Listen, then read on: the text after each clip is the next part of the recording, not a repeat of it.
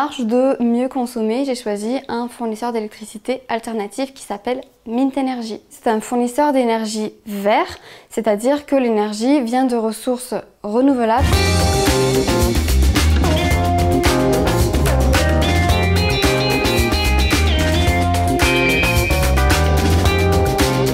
Grâce à cette conso en direct, en fait, je peux voir qu'est-ce qu'il consomme et peut-être le changer pour que ça consomme moins, lancer en heure creuse ou quand je suis absente de la maison ou voilà, des petites choses comme ça qui me permettent de faire des économies sur le long terme.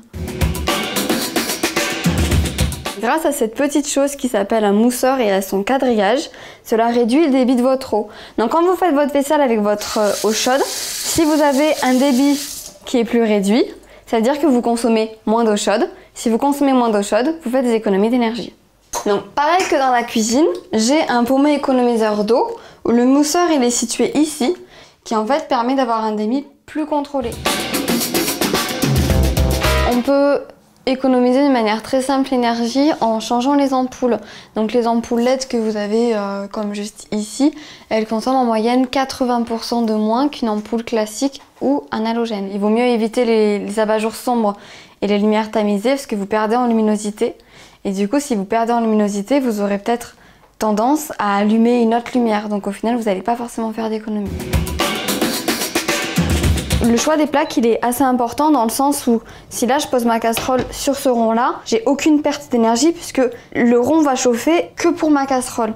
Alors que si je la positionne sur le plus gros, du coup tout le tour de la casserole qui va chauffer inutilement. Le couvercle également, c'est pour faire en sorte que toute la chaleur reste dans la casserole et ne s'évapore pas. Sinon je la perds, c'est inutile.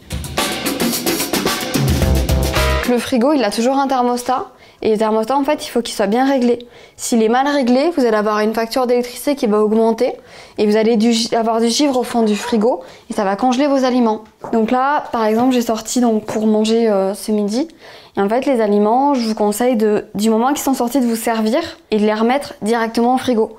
Parce que là, ils sont encore froids, mais si vous les laissez se réchauffer, le frigo va dépenser beaucoup plus d'énergie pour les refroidir lorsque vous allez les remettre. Il faut éviter au maximum de laisser la porte du frigo ouverte.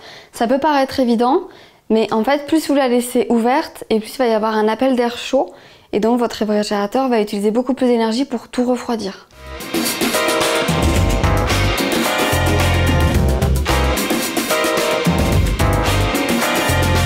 Les petits âges que je vous ai montrés sont à la portée de tout le monde, donc je vous invite à tous les faire.